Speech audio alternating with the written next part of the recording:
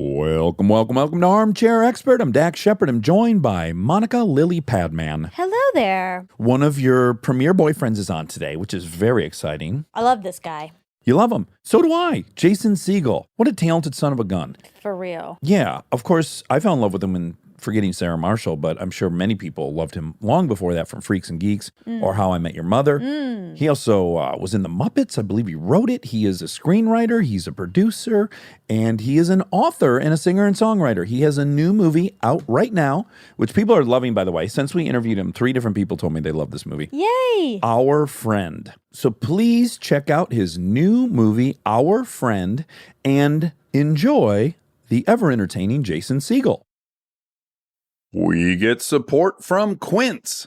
So we've been talking about Quince a lot lately, and as we head into fall, it's the perfect time to reset your wardrobe with their amazing pieces. I think it's so fun to do when the seasons turn over to just spruce up your wardrobe with a couple specials, and Quince is the place. Totally. We're talking organic cotton, Mongolian cashmere, tailored chinos from just $60. Premium fit and quality you'd expect from a luxury brand designer. I love Quince. You know, I like it understated and subtle, and I like stuff that has high quality. And Quince checks all those boxes. I love a lot of stuff from Quince. Honestly, they have incredible premium denim, which is very important for fall. It's pretty much all I wear in the fall is denim. And Quince has such a good selection of quality denim. Their stuff is so versatile, timeless, and built to last that you just grab every single day without thinking. Right. And all of that for 50 to 80% less than similar brands. They go direct to ethical factories, cut out the middlemen, so you get all that quality without overpaying for it.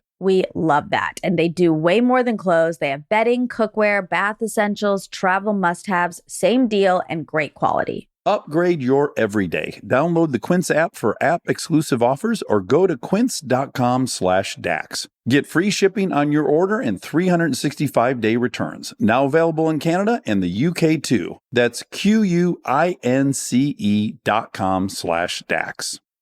We get support from Apple Gift Card. Back to school is here, and for many, that means some big life transitions. Whether they are heading into a new grade or setting up a dorm for the first time, you want to give them something that actually supports their growth and success. Apple Gift Card is a versatile solution because it takes the guesswork out of gifting. It's not just about a new pair of AirPods for focus. It's about giving them the invaluable chance to choose the digital tools and subscriptions that suit their unique journey. They can use it for productivity apps on the App Store, movie nights on Apple TV, or extra iCloud storage for all those new memories. With Apple Gift Card, it's so empowering to give the students their freedom to allocate their own resources. Celebrate their new academic chapter. Visit applegiftcard.apple.com to celebrate their milestones and gift one today. He's an armchair expert. He's an armchair expert. He's an armchair expert. So the bookshelf behind you is so immaculate that it makes me wonder if it's well, no, you just pan down and it moves. So I guess it's not a screensaver. No, but it's also not. I mean, these aren't my. I don't read them. I bought them by the inch. When you open some of the top ones that are particularly dusty, is there either a handgun or a ransom Just note or jelly beans, yeah. Just jelly beans? Do you live in the Hollywood Hills, Jason? No, I live mostly in Ojai. And then I have a place in Pasadena for if I have to work, but that's where I am now, but I'm mostly Ojai.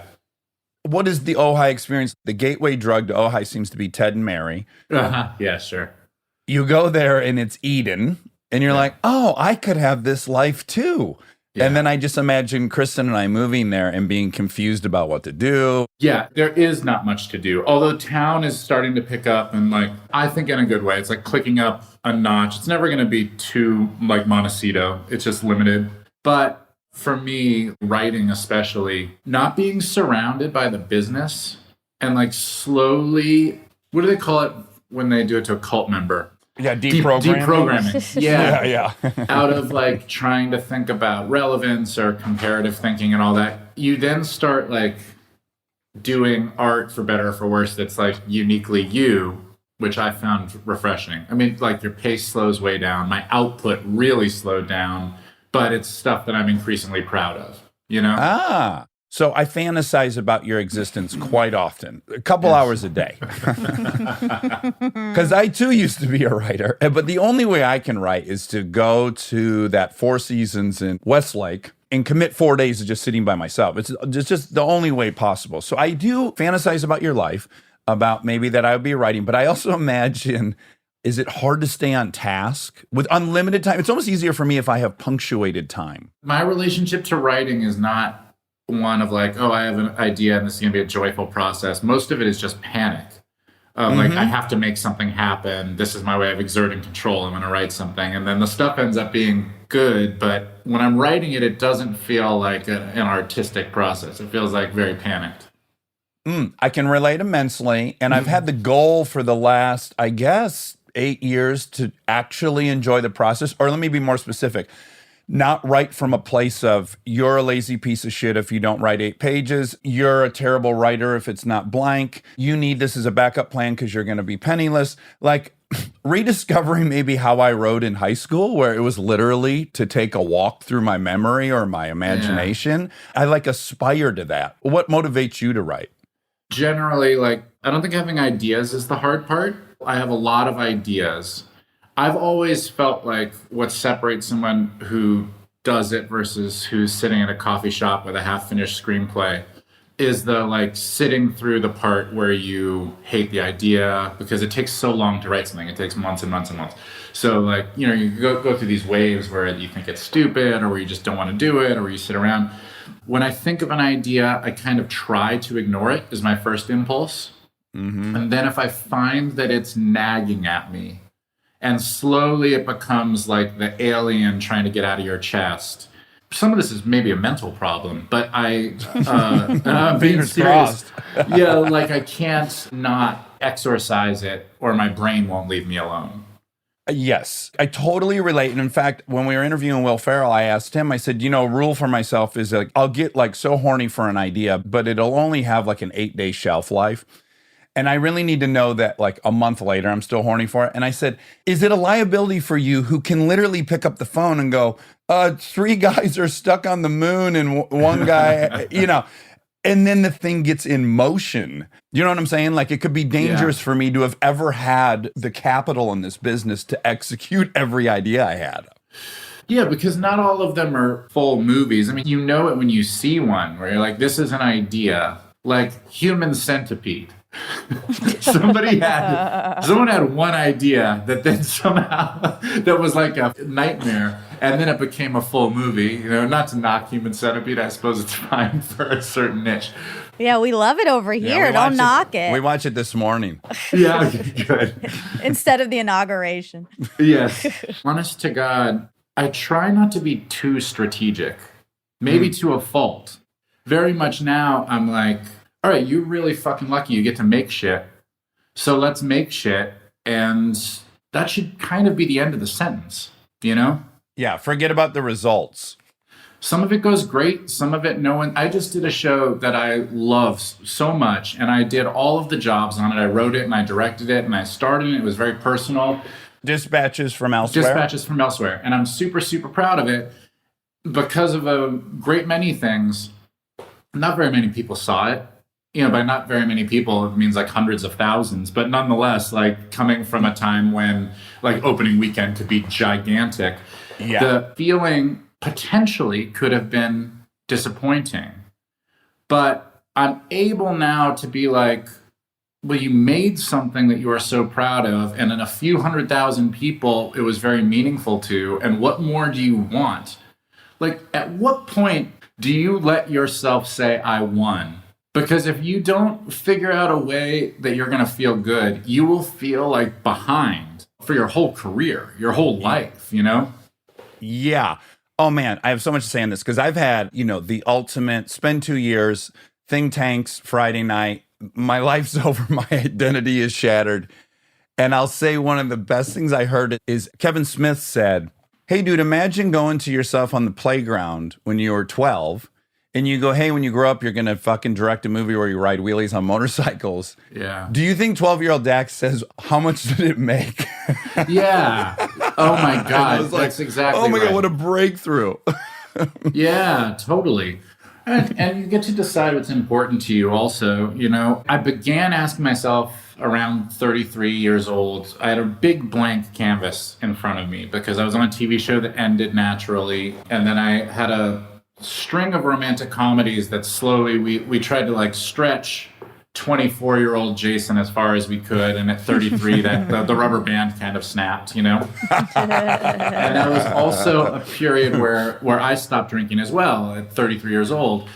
And so I had this blank canvas ahead of me where most things by which I defined my identity were suddenly gone. Yeah. So like, what do I do now? I'm in a big scary moment of who am I without this stuff, you know? Mm-hmm. And then I did a movie called The End of the Tour that I was very scared to do because I didn't know if I was good enough at it. And I like walked into a lot of Is this fear. where you play David? David Foster Wallace, yeah. And so I didn't know if I was a good enough actor to do it. And I kind of walked through the are you a con man in this business kind of fear. And I came out the other side thinking that I was not a con man and that I could do stuff. And then I became really interested in figuring out, like, you have almost intentionally not bumped up against your limits for like 10 years because you've been doing stuff you know how to do. So let's like bump into some walls. Like, let's take this for a spin and find out what you can and can't do. And that's been the past few years, and I've just loved it. Yeah. Man, it's so scary. And It's I so scary. applaud it. Yeah, because again, I have the same. I'm a fraud. They're gonna knock on the door pretty soon and go, "What? Whoa, big clerical error. You weren't supposed to work in Yeah. any capacity. Look at your face. You're not allowed to be on TV with that face." That's the main complaint on the piece of paper. Do you want to know something? This is an absolutely true story. We did the Muppets, and we did they do test screenings for movies, as you know, where they show it to an audience and they make them fill out these little forms. Well, the funny thing about Muppets is we did a test screening just exactly the same, but for kids, and made them fill out these forms and ask them these questions over. And I have one framed.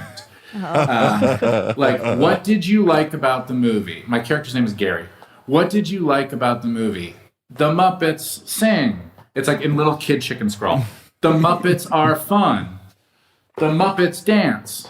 What did you not like about the movie? Gary's face. Like, there's nothing more. Nothing I knew more it was honest. coming, and it still hit me. Oh, Just a 10-year-old being honest. God. we're so similar that you have that frame. Can I show you? I'm just going to show you something really Yeah. quick Oh, on yeah. the computer. I don't know. I hope you can read it. Man, you're fit.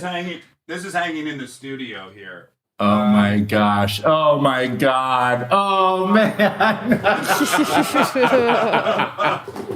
I mean, Yeah. that's a landslide. Oh my God. That is a landslide. 72% of Americans would not date me. I'm sorry. You know, and then I did what we do, which is like, I was like, this is so embarrassing. I'm so humiliated. I must immediately go on Kimmel and take the power back. Oh, and how did it go? And I was like, 28% of America would date me. There's 300 million Americans. I never thought 40 million Americans would date me. You only need one, and you won life. That's Right? Oh my God. For my fears, it was a bullseye. It got me right in the quick. It was the Achilles. Yeah, I'm sure. I just have to ask, is the book behind you that's tilted supposed to be, is that on purpose tilted? Top Oh, shelf. this one up there? Yeah, Yeah. I knew it. How did you know? I just knew it. It's so perfectly tilted. Oh my God. Do you have OCD? Yeah, I think I do. I mean, I think I almost 100% do. I think I have a lot of mental issues that all overlap, and it's like a beautiful dance party of problems. Do you have an explanation for it? OCD?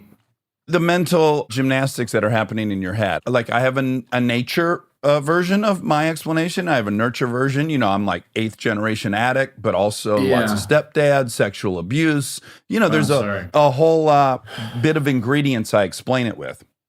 Yeah, I have a very, very beautiful childhood, so I don't think that it comes from that. And I also know that I have had these issues and feelings of like intense feelings of being an outsider and all that stuff since I was super young, super young. I'm very anxious often, and I get very anxious around making a definitive decision that I feel will affect my life because I feel like it is a forever decision that I will be sitting in. And my mom will tell this story that I used to save up my allowance because I actually came to her recently about something I was really grappling with.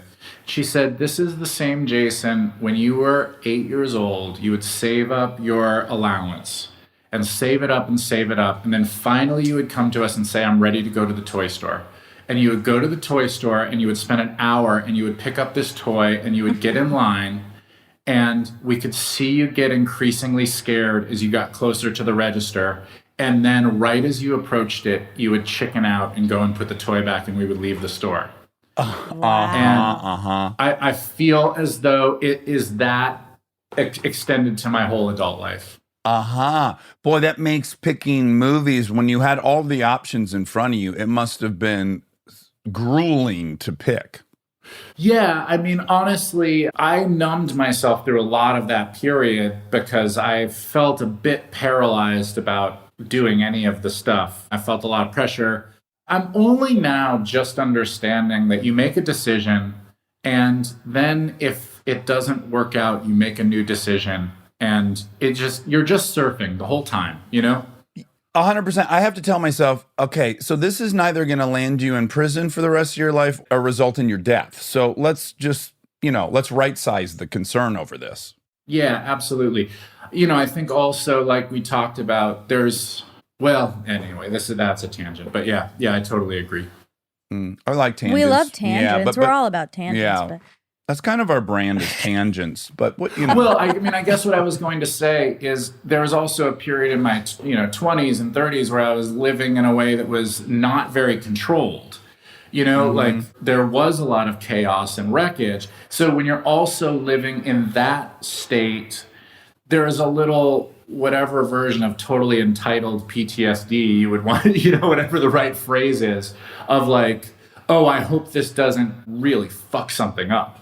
I hope this doesn't fucking hurt somebody. Or I had someone very close to me say like, hey, you have to remember you're not doing anything wrong anymore, Oh boy, you just hit something for me. There was this period of really interesting period in our coming up in our like formative years where paparazzi was a really big thing. I feel like that's changed a little bit because of the nature of camera phones. But prior to that, there weren't photos everywhere and people self-posting and all this. So often paparazzi might just jump out at you and all of a sudden you were being photographed. And it took me a while to realize like, oh, someone jumping out and taking a picture of me if I'm coming out of the grocery store is not something I have to worry about.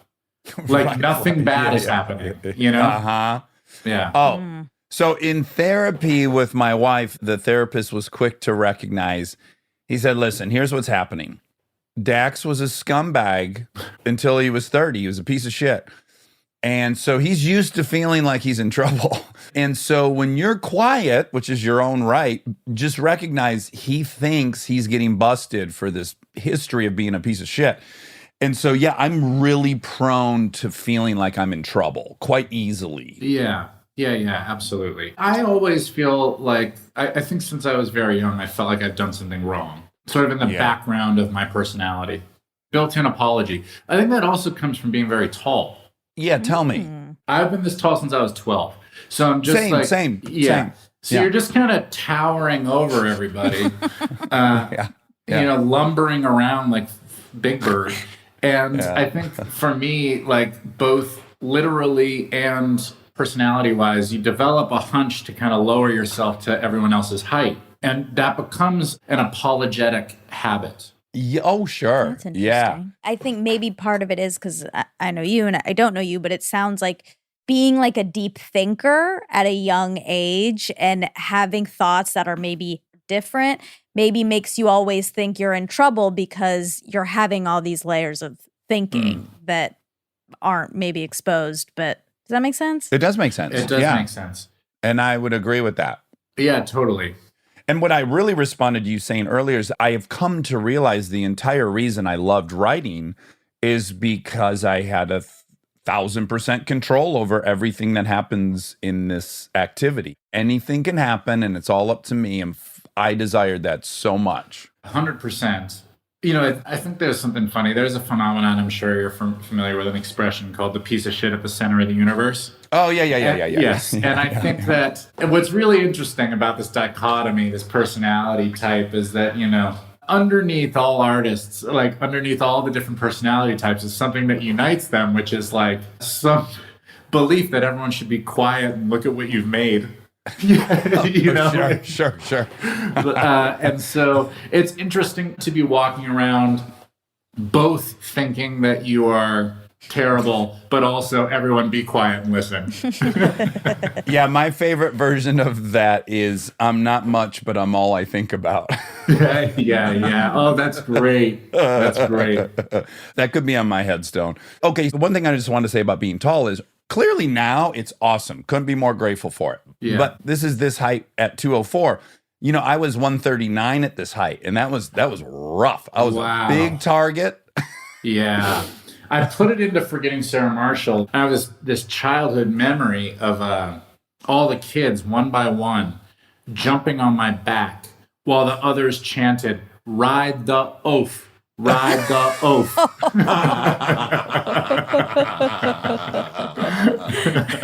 Oh, mama. That'll do it, right? Like, when you ask, how did you end up this way? Like, and then you start telling the stories in order. Please write a memoir called Ride the Oaf. Oh my God, absolutely. But you also were athletic. Why did you say work? No, you clearly still are. I'm saying at the time you were an oaf, you were also athletic, because I read with great jealousy today that you could slam dunk in high school, and I could only do a volleyball. So I'm really impressed and jealous. I have a brother who I really idolized him in that era, and he was a superstar athlete. And so I really just wanted my brother's approval. So I practiced and practiced and practiced. He's older? He's older. He's 5 years older. Same. Yeah. So I would say that a huge amount of basketball was just like, I really wanted my brother's approval. But yes, at some point I was able to dunk, and then the showman in me came out. And so that was like my niche. The performer. My nickname changed from the oaf to, they called me in the newspaper Dr. Dunk. And that really stuck with me. Yeah. Yeah, that's a good one. Yeah, it's almost Dr. J. It's really good. It's really good. Is it possible that we're the same person separated by 5 years? So my brother's 5 years older than me, and all I wanted was his approval. So I did whatever sport he did, which was like skateboarding, BMX, whatever, punk rock. Well, I mean, to answer your question, I have a fundamental belief that we're all pretty similar once we start finding like the connection points. I think underneath all this stuff, like, I don't know, I think we're all dealing with some pretty fundamental few issues. So I'm very excited to hear today. So you quit drinking at 33? Yeah. Yeah. Do you talk about it? It's something I talk about ad nauseum. Or does it make you uncomfortable? It neither makes me uncomfortable nor do I talk about it. So we're in a sweet spot. But yes, like it was the best thing that ever happened to me, the best decision I ever made. You know, certainly necessary. I think it was on a collision course to some real unhappiness. I didn't have an inciting incident. You know, there wasn't like a particular moment where it was like I wasn't mandated or anything like that. But I knew that I had basically an existential crisis where I won life and I was terribly unhappy. You know, so I was sitting around with all the stuff that I thought and was told was going to make me feel real nice. And I did not feel good. I felt really scared. I would just say I felt scared most of the time. I had the experience of a thought that felt maybe like bigger than just a random thought. I don't know how else to describe it, which is, you're going to die this way. Alone in a room, surrounded by stuff that you are not enjoying. And the worst version is that it's not tomorrow. The worst version is that it's in 45 years. Yeah, that you were able to stay miserable for another 30 before it actually happened. So if you listen to this show right now, you would feel like you were plagiarizing because my big moment was sitting in an airport in San Francisco. I was so sick from the week in Hawaii where I smoked meth and I drank and I had to keep drinking to get to the layover down to LA. And I had already been to AA, so I was afraid people were going to see me in AA. People were recognizing me.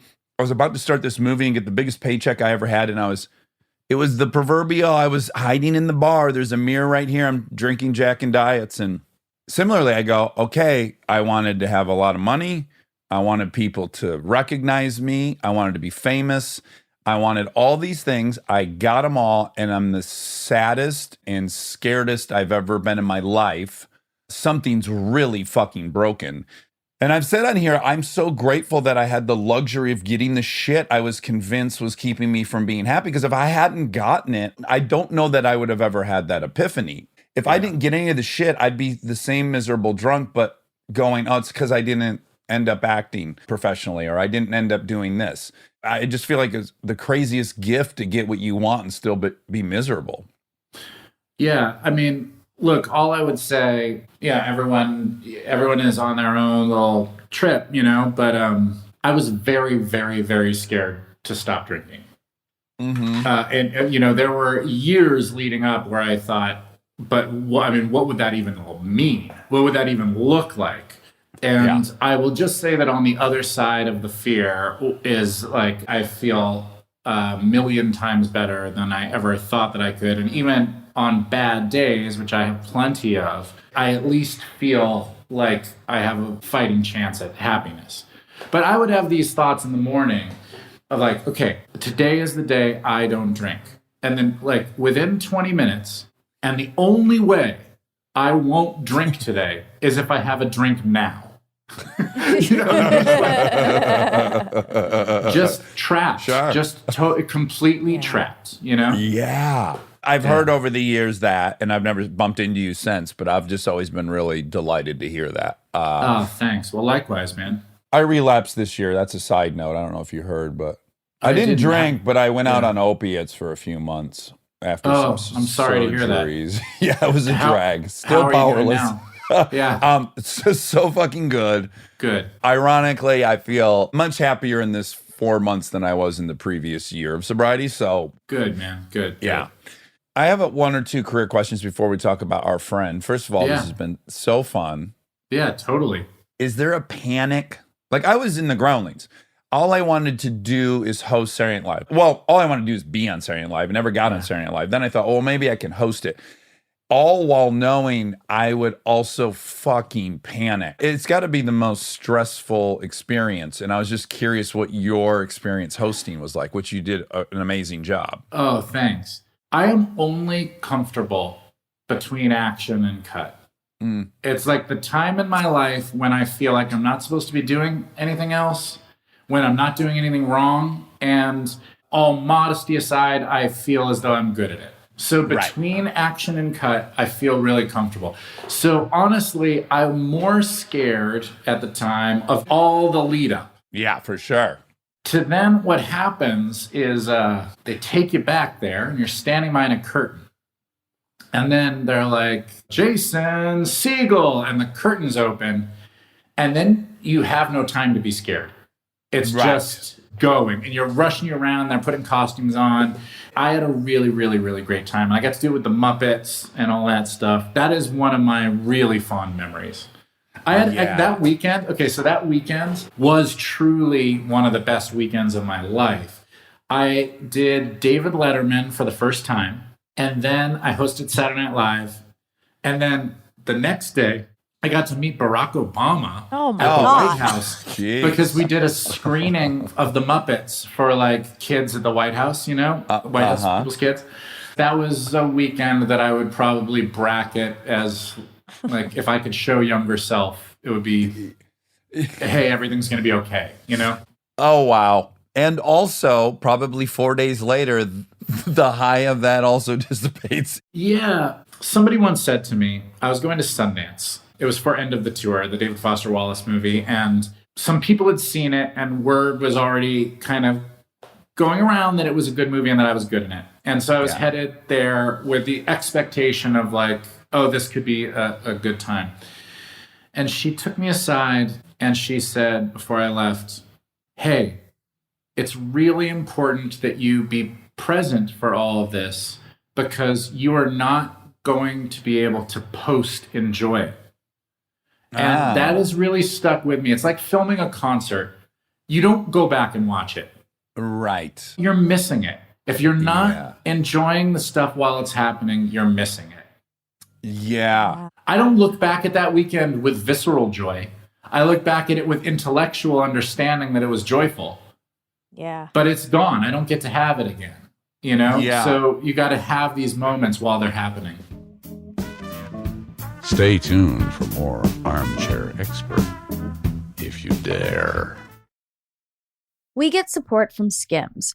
Oh man, do I love Skims. I've been living in the Skims lightweight cotton collection all summer, and I have to tell you, getting dressed has become so easy. I just throw it on. It just feels right immediately, whether I'm grabbing coffee or I'm on the couch all day or I'm out, even going to dinner. The cotton is so lightweight and breathable, which in this heat is a non-negotiable. The cotton jersey t-shirt, I just need everyone to know about this one. This one hugs in all the right places. It's very soft and it still looks and fits the same after months of washing, which is very hard to do, I feel, with t-shirts. I've been wearing the black cotton jersey t-shirt with basically everything all summer long. It goes great with any patterned skirt or shorts or pants. I mean, anything truly. I believe that's probably my favorite piece from the cotton collection, but they also have great lightweight cotton thongs that are so comfortable and they're cute. That is a very, very hard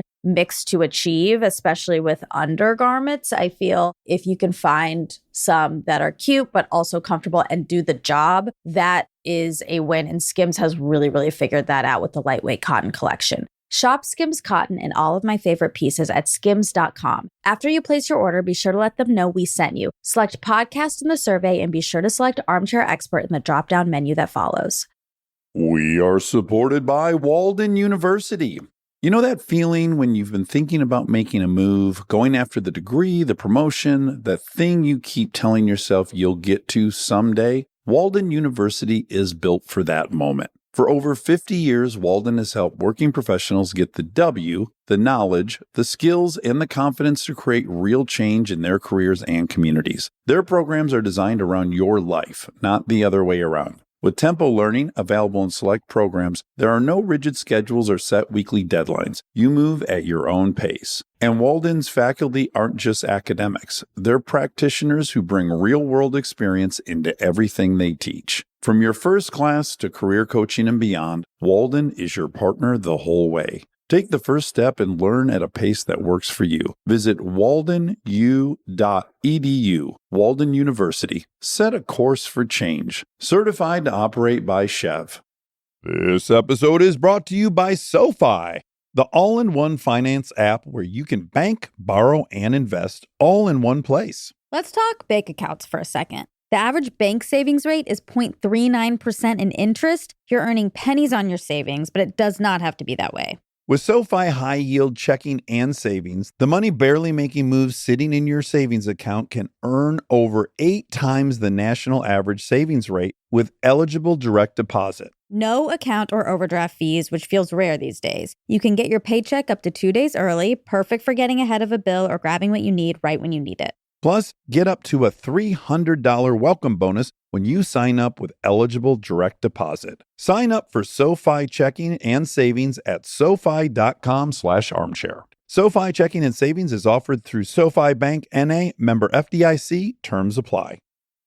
This episode is brought to you by the new Max original comedy series, Stuart Fails to Save the Universe. From the world and creators of The Big Bang Theory comes a new comedy series. Stuart Bloom, comic book store owner and lovable underdog, accidentally breaks a device built by Sheldon and Leonard and kicks off a full-blown multiverse Armageddon. Now, he's on a mission to put reality back together alongside his girlfriend Denise, a geologist named Bert, and physicist Barry Kripke. Along the way, they're running into alternate universe versions of characters you already know and love. Check out the new Max original comedy series, Stuart Fails to Save the Universe, now streaming exclusively on HBO Max with new episodes Thursday at 9 p.m. Eastern. Subscription required.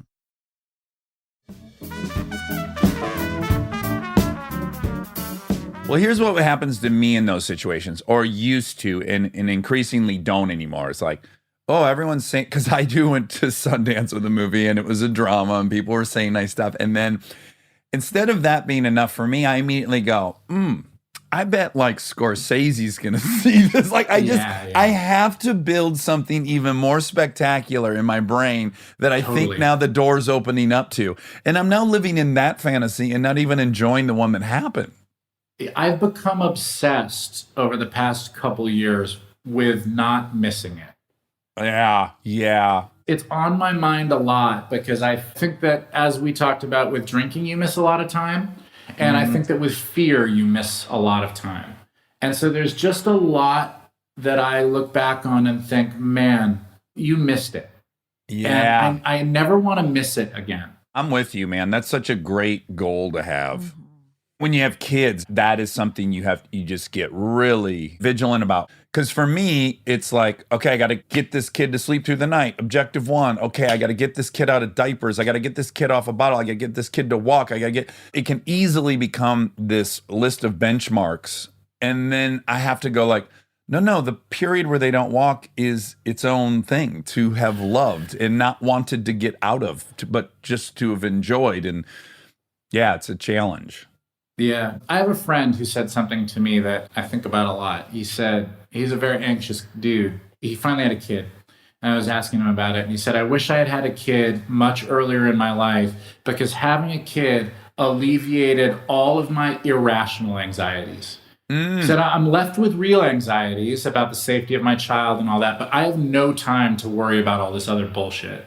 I couldn't agree more. I've said on here a bunch of times, it really right-sized all my concerns. To me, it was also probably one of the biggest things to help me get over my career obsession and my identity in that space. Because I was just like, the only thing that's important is these kids eat and they're healthy. And then everything else is gravy. And then ironically, once everything else was gravy, it went better.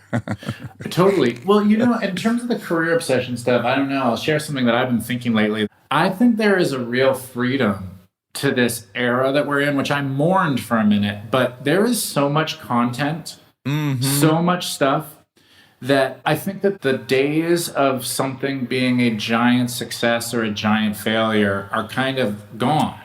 You watch something if you want to watch it. Most things now are just an icon on whatever streaming box you're going through, and you watch it if it looks interesting. And if you start something you don't like, you just turn it off and watch something else. So while I think the chance of having these giant impacts has diminished, I also think that there is a great freedom to just make stuff and not worry so much about any of it. Like you were saying, that well, what if someone sees this and it becomes this and this? It's just not what's happening anymore. Right. Right. Yes. I've mourned it as well and been so grateful that I will not have to have that Friday morning ever again with tracking and all that shit. Oh, yeah. Scary, right?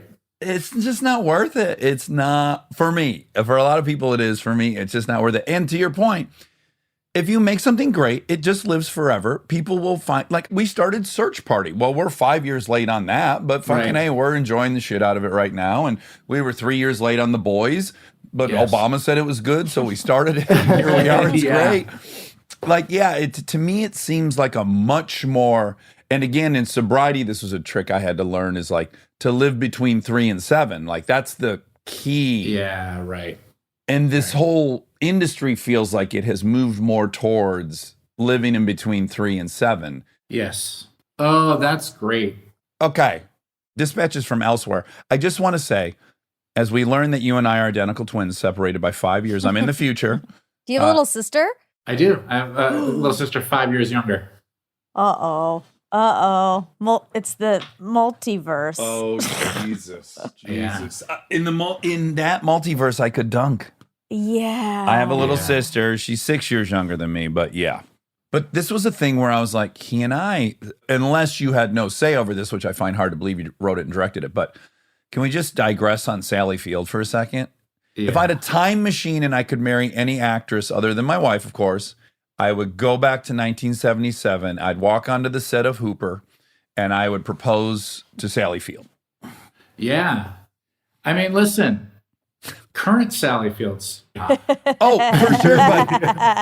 But I'd like to have kids with her and stuff. So just that's Right, the I reason the see. time machine is. Yes. Yes. Sally Field Yes. is a fucking bombshell. I'd still It love. was a dream. You know, you write this thing.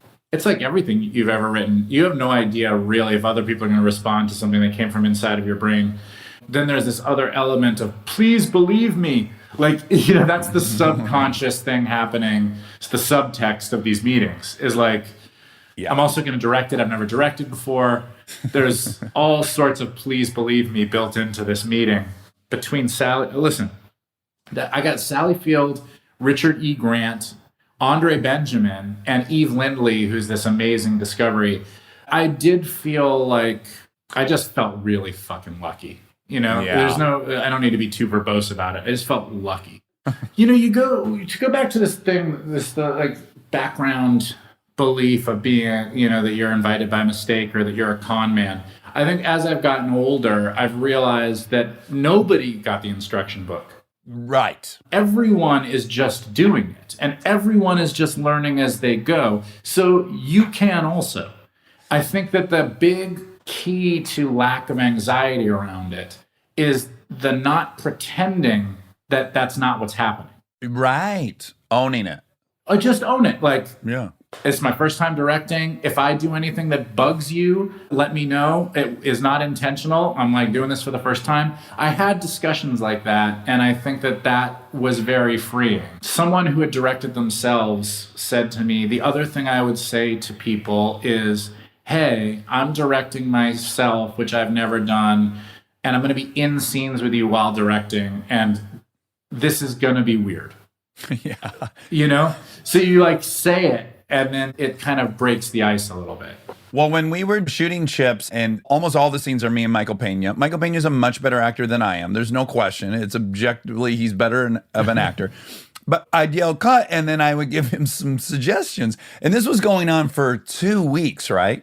And all of a sudden it occurred to me, I said, Michael, I hope you know, before I talk to you, I'm like, oh, you fucked that up. Make that faster. You got to do, like, I'm giving myself notes. They're just not out loud. Yeah. And I hope you know that I don't think I'm doing this great. Yeah, totally. And I'm like, Yeah. I can even say them out loud if you'd like before I then talk to you, because I want you to know I don't think I'm just fucking crushing this over Yeah, here. you just berate yourself for a minute in front of him. Yeah. Okay, our friend. Now, Yeah. compounded with an already challenging movie world, then you have COVID, and it sucks as an actor. We've talked to some directors that, you know, that's their last 2 years, and this is when it's coming out at 6 drive-ins. It's so yeah. heartbreaking for them in that respect. But I imagined you had different plans for this movie, that you'd be going all over the place with it.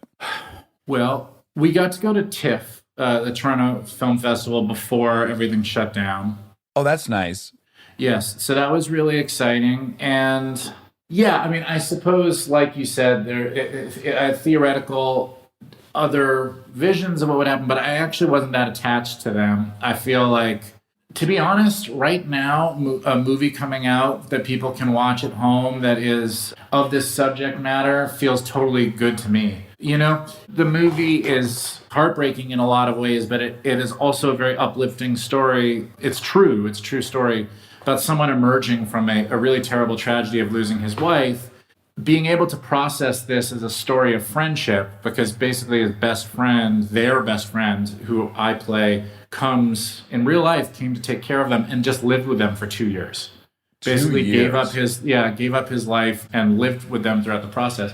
So there is a little part of me that feels like the movie became more relevant over this past year where these stories of friendship despite all odds and over these really bizarre circumstances, there's new meaning to it. So I'm pretty happy it's coming out now. It looks beautiful, and it looks like the three of you have that thing that casts magically have or they don't, which is it looks like you guys love each other. Like that feels clear, and you just get kind of lucky, right? Yes, I think there's a few things at play. One, Dakota and I have known each other for a long time, like 10 years or so. And so we have a deep, rich friendship that we were able to just kind of realize on screen. Casey and I don't know each other, didn't know each other, but had wanted to work together for a long time and had sort of like lightly touched along the way of almost working together, and it never quite worked out. So we got to know each other on screen, which is what the movie required. That worked out really well because there's some improv in it, and it was just very natural. And then the reason I think it all works is the director is from documentary. She'd done a narrative before, but she directed Blackfish. Oh boy, the SeaWorld movie, sure, and a few other great documentaries. But she comes from this point of view of like wanting all the scenes to feel like a camera is a fly on the wall catching real moments, as opposed to like a movie like this could very easily be a melodrama. Yeah. But it doesn't feel that way. It feels like you are catching some real moments on screen. So she kind of strove towards that. Like, hey, this scene, I just need you and Casey. This is a scene about you two getting along. So I'm just going to roll the cameras, and can you guys get along for the next, 5 minutes? That's fun. Yeah. Just side note, we interviewed him, and he and I are neighbors. Yeah. I know where you guys live. That is such a cool neighborhood. Oh, I'm so delighted to be here. Yeah. Kind of moved here by accident, and then just over time been like, wow, I accidentally landed in the best place in LA. It's the coolest, yeah. And then Monica just bought a house across the street from us. So congratulations. Thank you. Yeah. Thank you. But at any rate, when I interviewed him, I was honest about the fact. I said, every time we bump into each other and we start talking, all I'm thinking is, oh, this guy thinks I'm a terrible actor because he's such a good actor. He's just thinking, oh, this guy's a buffoon. He's a monkey. Yeah. And he goes, oh, well, all I'm thinking about is this time 6 years ago, I yelled Merry Christmas in a funny voice. And then you said it back in what I thought was a mocking tone. Yeah. And I thought, oh, he thinks I'm blank. And I was like, this is fucking perfect. Just a couple of insecure dudes. Yeah, but you know what? It's everybody. It's everybody. It is. He is a truly incredible actor, and I learned so much from him, to the point that I was very lucky. I got to shoot something over the break, over quarantine. There was that little lull in the middle where it seemed like things might be under control, and we went and shot something in Humboldt. And on the drive up, I just realized that I did not know how to play this character that I had been hired to play. I took the part because I felt like I'll have this figured out by the time I show up, and I was getting into panic mode, and I didn't know what to do, and I literally just called Casey, and I explained to him what I had to do and what I was getting hung up on, and he talked me through it and gave me advice and stuff. I felt really, really lucky. Yeah. I'll tell you, man, I'm sure you've experienced this, but the power of I don't know or like I need help is like, whoa, what a tool. It's the very hardest thing for me to do in life. Uh-huh. That's the whole reason my relapse really took off, because I was either too proud. I'm supposed to know everything about this. I've been doing this for 16 years. I'm in some gray area. I'm afraid that the gray area will count as a black area. So I'm not going to tell anyone, just right back into all the shit where I'm incapable of humbling myself and saying I'm scared and confused and lost. And for me, that can be lethal. I mean, it's literally what Dispatches from Elsewhere is about. And by the time you get to the finale, I play Jason Segel. And that whole process of opening up to sharing these feelings that I cling to like Gollum, like these dark feelings that are my precious, releasing them has completely taken away their power. Maybe not completely, but a lot, Yeah. I've learned to do it in relationships. I can say it to Kristen. I have been able to for probably 8 years, where I'm starting to get really irrationally upset about some pretty inane thing. Yeah. And I'm now smart enough to go, I'm afraid of something. I need a half hour to figure out what I'm afraid of. Yeah. And then I'll go to her and I'll say the thing I'm afraid of. And she'll go, that's not going to happen. I'm, blah, blah, blah. And then it's completely over. But if I don't do that, it just builds into, a fucking skyscraper. Yeah. I mean, it's just you bouncing around your own head, like king of your own skull-sized kingdom, just you and the dysfunction, right? Yeah, running the show. Yeah. Well, the movie looks beautiful, Thank and you. all three of you are great actors. And where can people stream it, and when can they stream it? The 22nd, and it'll be in whatever theaters, or if people are going to theaters, I don't know, I can't imagine, but it'll be on all the streaming things, so iTunes, Amazon, On Demand, all that stuff. Now, is one upside is that you can do a whole press tour from your library? I mean, Yeah, we did it the other day. It was a delight. Like, it also, I think there are some things from this pandemic that we will probably keep. Yeah, all this yeah. all this unnecessary drive time and all that stuff. But I do think, I was thinking about the future of movies and all that, and like, wow, we've really learned that you can just take in all this entertainment at home. But I do think that maybe on the other side of all this, the idea of going out to a date night and going to see a movie, like, maybe it even will bounce back the other direction, where we will recognize how important this stuff is. we've had a couple different, we had an organizational sociologist and we had a psychologist on it, and both predicted that the roaring 20s is coming. Like, that was the response to the 1918 pandemic, was the roaring 20s. So Right. a lot of people are of the opinion that people are going to go fucking berserk. And when you just said go on a date to the movies, I had the same chills in my body as when I was looking forward to going to Cancun on spring break in 11th grade. Like, it sounds that exotic and sexy. Yeah. And you know what? There's like these versions of movie theaters that are opening now they're like, talk about the roaring 20s. It's like, fun, and you have a dinner and a bar, and then, the movie theater is made to be really comfy and nice. And it's, I think the other thing is that when you're watching this stuff at home, it all becomes so disposable. If you don't like it 10 minutes in, you just shut it off and you're texting and, all of this stuff. I made a habit now of trying to, there's been so much time over quarantine. Okay, now I'm going to watch one of the movies that you say you've seen at dinner parties, but you haven't actually seen. And we're going to put the phone down and we're just going to watch it. And you know what I discovered is it's fucking hard. Oh, sure. And that's a bummer. Yeah. It is a bummer that I cannot sit and watch a masterpiece for an hour and a half without seeing if I've been texted. Checking in on who's thinking about me. Yes. The thing I have great guilt over is there are some of these shows where we have invested 3 seasons, 4 seasons, and I won't make it halfway through the first episode of whatever season. I'm like, oh, I'm out. They fucked it up. Yeah. And I'm like, Jesus, what a fair weather friend. I've got like 36 hours invested in this, and like halfway through season 6, episode 1, I'm like, nah, I don't know what happened. I'm gone. Well, even when you're writing, there's like, there is an old impulse of, you write this thing so well that like when they watch it the second time, they'll see XYZ. You're like, nope, not anymore, bro. Do not. No one's watching it a second time. No, not with 1,000 hours of new content coming out every week. Well, again, grateful that we're on the same road. I adore you. Likewise, man. Likewise. Yes. Really nice to talk to you. Kristen You told me too. to tell you hi. Best co-star ever? Oh, easily, by far. Yeah. Yeah. Wonderful. Well, good luck with our friend, January 22nd. Buy it. Put your phone down. Yeah. You'll find out that the people were thinking about you. You'll just be delayed by an hour and a half. Yeah. Yes, exactly. Yeah, and then they'll want me more. Yes, it's not going anywhere. All right, Jason. Well, adore This you. was a and pleasure. thanks for It's chatting. really great to talk to you again, by the way. It's been such a long time. I agree. I hope we'll bump into each other in a secret capacity. Okay. Yeah, you got it. All right, You brother. got it. Stay tuned for more Armchair Expert, if you dare.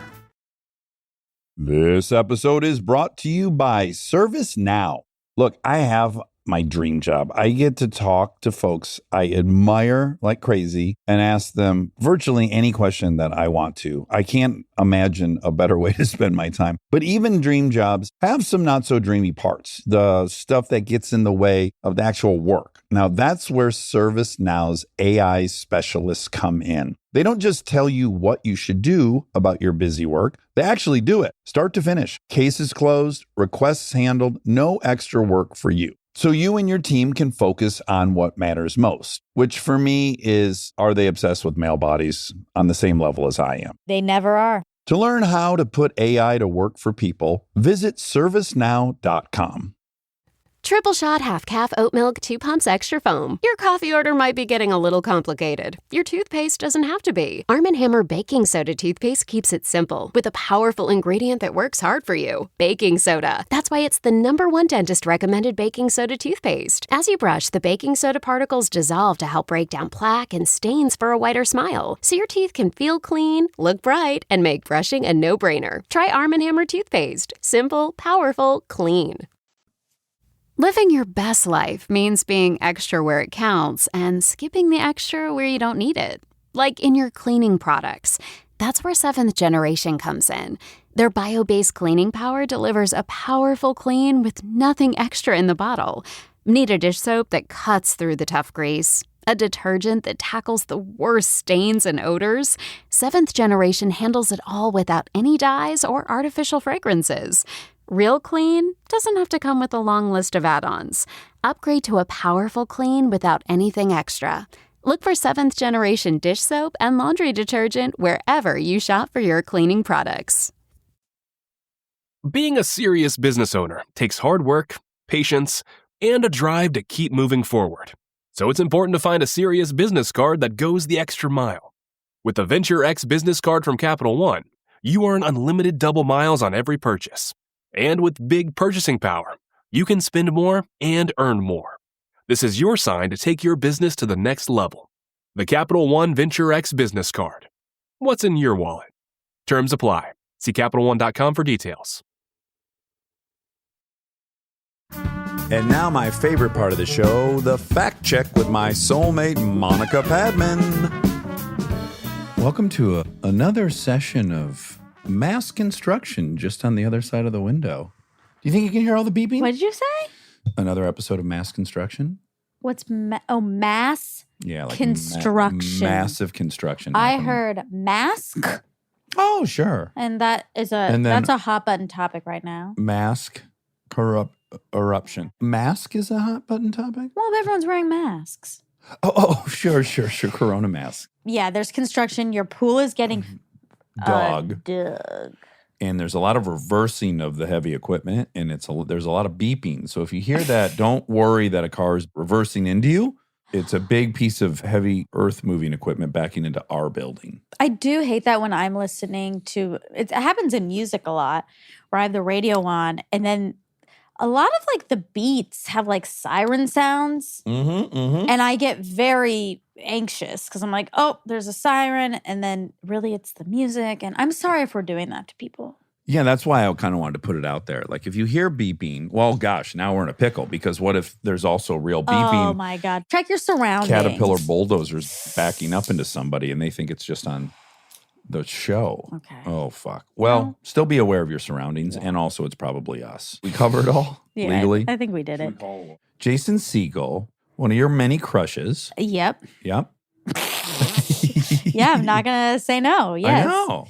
I think he's, funny, obviously. Abby. Smart, talented, cute. Tall. Get the oaf. What was this? Ride the O. Ride the oaf. Well, oh my God. That was so that funny. made me so sad. it made me sad, and it was really funny. I wish I could go back in time and stand up for him. Although it was his friends, didn't it sound like just they didn't maybe know that was a bad thing to say? And Well, they were just all exactly. having So fun? sometimes people have to say, like, hey, actually, he doesn't like that. Oaf's a pejorative. No one wants that. No one wants to be called an oaf, and no one wants to ride the oaf. Well, I mean, apparently everyone wanted to No ride one the wants oaf. to be the oaf that people ride on. Probably not. And also, if you like the attention, maybe you're like, oh, that's attention. I'll take it. No. Okay. I'm going back in time. I'm fixing this. Okay. We should tell people that we woke up so early today. We really did. For us, let's be clear. Yeah. Most people have to get up pretty early. But yeah, I was up at 6. You were up at 6:45, and we did an interview at 7:30 a.m., which is not what we do. It's not ideal, but it was great. It was phenomenal. We both didn't want to do it because it was too early. And I was being a brat about it. I'm not going to say if you were. I was. And it was wonderful, and I was delighted. And then it was over. I was like, oh my gosh, it's only 9 o'clock, and we've already done a good interview today. I know. Do you think we should be scheduling them for that time? Yeah. I kind of do too. Well, I mean, but if you I look, hate waking up. Howard Stern's whole career has existed between 5 a.m. and 10 a.m. That's what his Does hours he take are. naps? Well, he TMs. Right, but that's not. But not like Eric's TMs that are just naps. Think how enlightened he'd be if he really was TMing Every time he went. napped. So Eric, our friend Eric, we're always like, "Where's Eric?" Oh, he's meditating. Like he meditates a lot, but really he's just napping. That's right. That's okay though. It's okay. He deserves it. Of course he does. Everyone deserves a nap. I have a hard time accepting I do. That's my big conundrum. One time you shamed me about taking naps. When? I don't want to get into it. Okay. More how the sausage is made. So I left, and you and Kristen recorded a guest. Yes, we did. I went home with the full intention to work out. And then I thought, I'll just lay on my bed for 1 second before I rally to go work out. And then I took a nap. I took a 30-minute nap. And I should have just kept going, really. Yeah. But I felt very guilty about it. How could you feel guilty if you were asleep? Well, because I kept waking up. And I'm like, oh, I got to get up. Do you And set I was an like, oh, alarm? this feels so good. Yeah, I set an alarm. Mhm. And then it goes off, and then I hit snooze. And I feel Oh. bad when I'm hitting snooze. So did you do like a 10-minute nap and then 2 snoozes? 2 snoozes. I think I did a 20-minute nap And 1 plus snooze. 2 snoozes. Oh, 40. Okay. I think my snooze is set to 5. Is yours set to 10? Yeah, or is mine's it standard 10? I think it's 10. On the iPony, Oh. it's 10. Well, fuck. Maybe it was a 40-minute nap. Probably it was. And my shame is having me shave off 10 minutes. Maybe right it now. was a 30-minute nap plus 2 snoozes, 50 minutes. No, I definitely was like, 20 minutes is supposed to be the ideal nap. Yeah, it is. It's supposed to be what they call a power nap. Yeah, a powerful nap. Yeah. And so I thought, well, bang out a powerful nap, then work out, then go back and record with Monica. 20 minutes is never enough time. I've tried to power nap before and it just doesn't work. For me, it's like an hour minimally. Sometimes 2, Yeah, yeah. depending on how tired I am. Tired a lot. Okay, anyway, Jason, very attractive yes. and allowed to take naps if he wants. I wonder. You said 1,000 hours of new content come out every week. I mean, you were saying it kind of generic. You were just like, Yeah, I was being hyperbolic. in 2018, Netflix put out nearly 90,000 minutes, close to 1,500 hours of original series, movies, and other productions. That's nearly 9 consecutive weeks of binge watching. It would have taken more than 4 hours of streaming per day, every day of 2018 to watch all of it. Oh, wow. Yeah. Wow. 4 hours a day every day? Yeah. Do you think some people have done that? Last year, probably. Yeah, Not in 2000. That was 2018 stat. Oh, but gosh. I can't wait to see the numbers on yeah, 2020. 2020, I'm sure. Yeah. I just wonder if anyone could be interested in everything on Netflix. There's such variety. You got to go through all the teen shows. You got to do the children's shows. You got to Yeah, that's a you got lot. to do horror. You got to, you got to do all of it. Doc. Mm-hmm. Bridgerton, I think I heard on the radio yesterday, Bridgerton is the most watched show on Netflix. Today. Ever. No. Yeah. Really? Yeah. I haven't watched it, nor did I hear it was that great. Well, people love it. And Okay. I'm so glad for Shonda Rhimes. And I'm not surprised because, of course, Shonda Rhimes did that. Sure. Yeah. That makes sense. Okay. And one other thing about Netflix. So in 2017, users watched more than 140 million hours of content per day, or 1 billion hours per week. All the users. 1 billion hours per Yes. week. That was Oh, my 2017. gosh. Before they even had Lupin. Yeah, that's 4 years ago. Yeah. It's got to be double that now. Do you want to tell people what happened about Lupin? No, because I don't like ever being critical of people's But it's more about us. projects. You don't have to be critical. Okay, this is what happened. Okay. I love it. Can we do some precursors? Sure. You and I have almost identical tastes, The middle of our Venn diagram is large. 90%. It's large. And it's more than that because when we object to a thing, it's generally the exact same objection. Like whenever, you, Chris, and I are watching a show, and then we'll all check in. And then generally you and I, if we have a complaint, it's generally the exact same complaint. Often, yeah. Yeah, often. Not often. That's right. Okay, so I just wanted that to be in the ether. Okay. Okay. So then I was recommended Lupin, and I watched it, and I just thoroughly enjoyed that show. Yeah. I was eating it up. I loved it. Really enjoyable. High recommend. And I told Dax and Kristen to watch it, and they did. They started it. Yeah. And then I checked in yesterday with Dax. I said, well, what do you think of Lupin? They had watched 3 episodes out of the 5. And he said, I'm scared to tell you. And I said, oh, you don't like it? And he said, well, it's just, okay. Then he had some criticisms that we won't get into because I don't, you don't want to do that thing. Yeah. By the way, I liked it. I didn't dislike it. I watched 3. I'm going to watch the remaining 2. Yeah. Yeah. You had criticisms and you were laying them out for me. And I was like, okay, like, sure. Okay. So, we have different opinions on this. And then you just kept going. Yeah, I did. Because I was having a lot of cognitive dissonance. And I'm like, these are things you and I object to. Why aren't you objecting to? I was having, it was at that point, it was deeper than the show. I was like, wait, no, we have a similar sensibility. And now I feel like it's in jeopardy. I just wanted to hear your take on those things. Right. Like, why didn't that bother you? It seems like that would be something that would bother you. Sure. And you were more just, which is totally in your right to do, just like, you didn't feel the need to defend why that didn't bother you. You're just like, yeah I like it. Yeah. And I was like, okay. I kind of thought it'd be more of a debate. Yeah. Yeah. What was the code we learned? Was it Adam? Yeah, Adam Do you want taught to us. dance? I should have said, do you want to dance? Yeah. And I would have said no. Oh, yeah. Fuck. Yeah. That could have saved the whole thing. Damn it. So I gave an analogy. Pickles. No, you made it pickles. I said, look, I already told you I liked it. So there's no reason for you to keep going on and on about what's wrong with it. Right. And I equated it to when I'm eating something, like if I'm eating a tuna sandwich, like a tuna is a great... it's a polarizing sandwich. it's a great example for this. So if I'm eating a tuna sandwich and I'm loving it, and somebody... Like you got it at McDonald's. And someone sits there, if you're sitting there and you're like, ugh, I hate tuna. Yuck. Yeah. Tuna's gross. And by the way, people do this a lot when other people are eating. And it is such a pet peeve of mine because I'm like, I'm eating it. Yeah. There's no reason for you to say it's gross. You cannot like it. You don't have to say that. Yeah. I don't really do that. So what I changed, I said, I don't think that's super analogous. What would be more analogous You had to upgrade my analogy. Well, to make it, because we both, in your scenario, we both like tuna. That's the problem. You and I like the same stuff. So I said it's more like you and I love pickles, but we hate spicy pickles. And then I come in and I see that you're eating a spicy pickle. And I go, that's interesting. Why this spicy pickle? That's the analogy I think makes sense. Anywho, so if somebody's eating tuna, like maybe you just don't say you don't like it. You can not like it. Right. It's not for you. That's okay. Right. Yeah. But like, it's kind of shaming. Also, tuna's very approachable.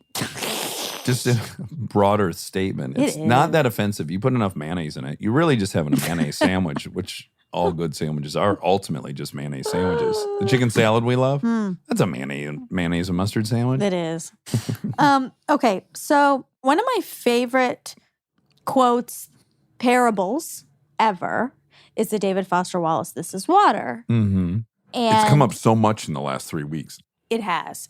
And I want to read it.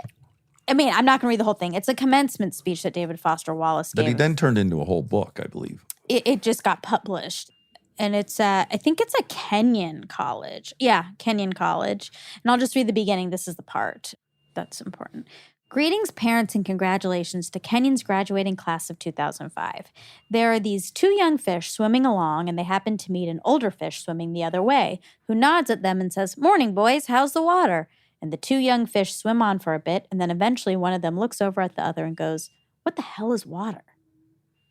Okay, then there's a lot more, but that's the parable. That's the setup. That's the setup. And then the speech is called Mrs. Water. So it's really profound, I think. That we're all moving through life and there are things all around us And we miss them. and we miss It's white them. noise. Yeah. That's why I like traveling so much.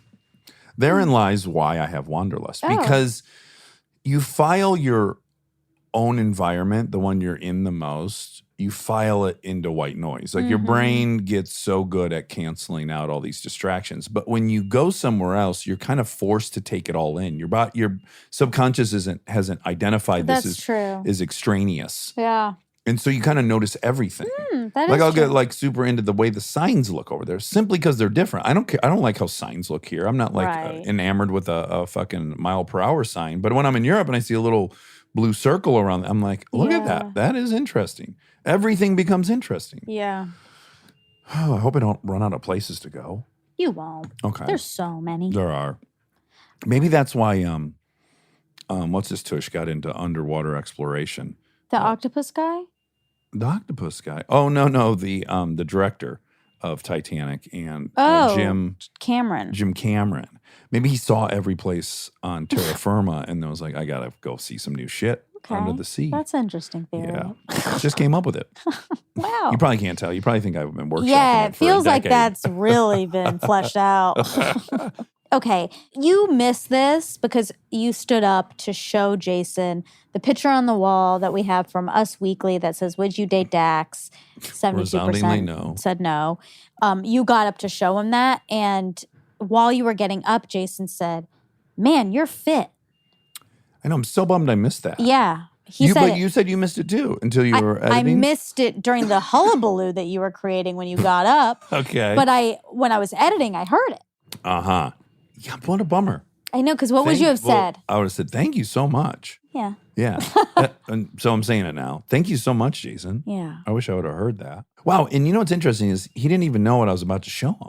So it was kind of an antidote to what I was showing him. I was showing Well- him this disapproval of me, Right. and he was giving approval of me. Yeah, and it that's could have true. canceled it all out at the same time.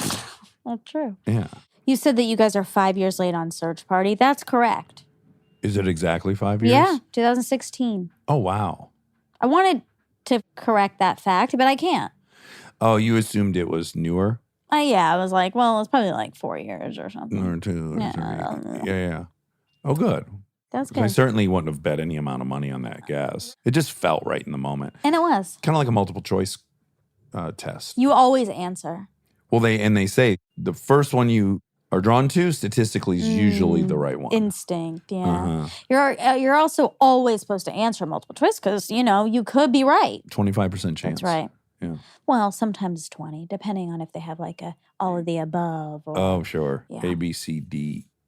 A, B, C, D, E. Yeah. Ooh. Did you guys have Scantrons or was that you did? Big time. Most of my tests were Scantron, I believe. Oh, I didn't know if that was like New past tech your, for you? Yeah, past your time. I'm actually surprised it was still in business when you got there, but Oh yeah. do you think Scantrons. there's still a thing? Is it still Great the best question. way? Yeah. I wasn't great at filling out those bubbles. It gave me anxiety. I always thought I was going to like get it out of the bubble and get it into another bubble, and I was going to get Yeah. Some people I think try to put a little bit in a lot of them. sprinkle it. Yeah, so that like they'd get the right answer. That can't work. What if it's as easy as just filling in all 5 bubbles? Okay, so he said that he over quarantine has decided he's going to watch a movie that at dinner parties he says he watches but he's never seen, and I wanted to know what that is for you. I don't think I pretend that I've seen movies I haven't seen, but I'm embarrassed at times that there's movies I haven't seen. Like, Oh boy. It's a Wonderful Life. A Miracle on 30 whatever street. 31st. Wait, now I'm Is it in the or was it 40s? 32nd? 34th.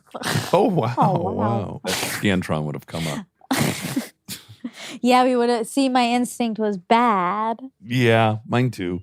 Let's see what I guess I'm not a terrible. Well, I'm a little embarrassed. Oh, Mr. Smith Goes to Washington. There's like a lot of movies too I know the whole plot of, but I haven't seen the movie because they're kind of Right. ubiquitous in Sure. pop culture. Oh, Atticus Finch, To Kill a Mockingbird. Haven't seen it. But did you read it? No. Oh, Oh. so good. One of my favorite books of all time. It is. I Yeah. think I got it.